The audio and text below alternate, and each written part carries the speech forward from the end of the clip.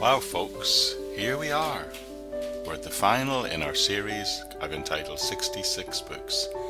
We've worked together through 66 books of our Bible. I hope you've been blessed as much as I have in the studying of it together. And we've arrived today at the last book of the Bible, the book entitled Revelation, the book of the Judgement by Jesus Christ.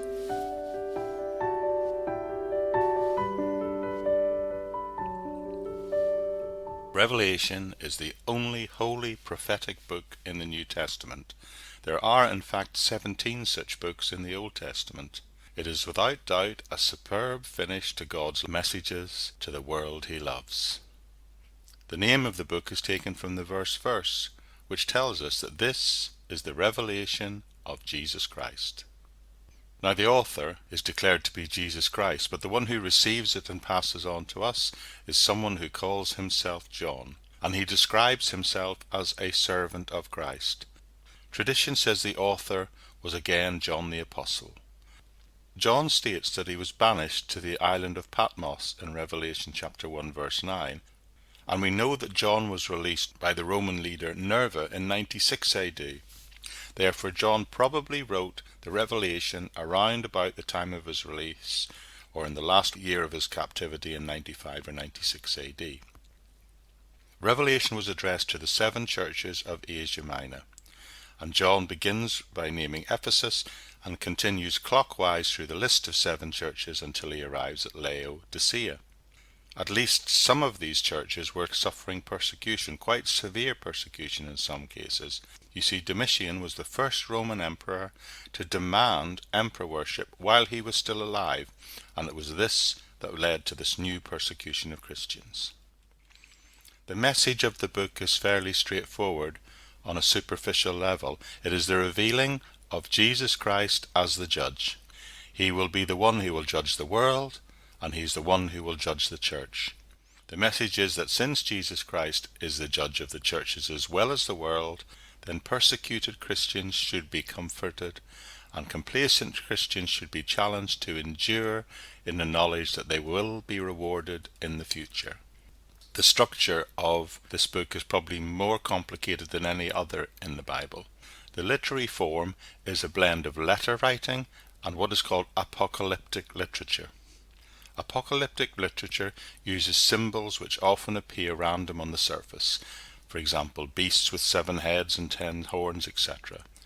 These visions often feature fearsome beasts and mysterious numbers and are mostly concerned with God's conquest of evil and the deliverance of his people. God is seen through these symbolic actions to intervene in world affairs, to overthrow the wicked, to give victory to the righteous, to establish his kingdom and introduce an era of a new heaven and a new earth. Now, a precaution for readers when approaching apocalyptic literature, and to an extent the prophetic writings, is not to treat these books as a collection of puzzles. They were not given to amuse Christians by giving them mysteries to work out. They were given to strengthen and to guide those who are suffering persecution. There is little spiritual benefit in finding the meaning of symbols while ignoring their relevance to personal experience right in the now. From the 1st century to the present, Christians have triumphed over the forces of the Antichrist through Christ's victory on the cross. But the ultimate victory will come when Christ returns to banish evil, save his people, and bring in the eternal age of peace and joy, as described all the way through this book. At the time that it was written, it was a very testing time for Christians. Thousands were imprisoned. Thousands were being tortured, killed, or put to work as slaves. Oppression was increasing, and the government enforced emperor worship as a policy. To make matters worse for the church, false teachers were creating trouble within the churches. Many Christians were discouraged, and no doubt some were confused, and some were even renouncing their faith. One of the purposes of Revelation is to comfort persecuted Christians. Another purpose of Revelation is to challenge complacent Christians. Some believers had become lax and lukewarm. The Ephesians, we are told in Revelation chapter 2 verse 4, had lost their first love. The Laodiceans were lukewarm. John wants to challenge all these people and challenge them to steadfast and to perseverance.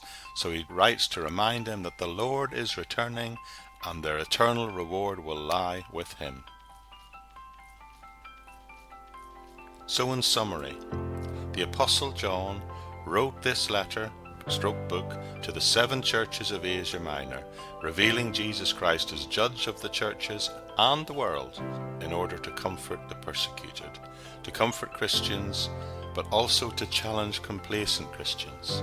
The present persecution, he said, is just pointing to even more severe persecutions that are to come. Jesus Christ will judge believers as well as the world on how they live. Through John, Jesus' revelation reassures his suffering people that he is still in control. This does not give false hope by promising quick relief.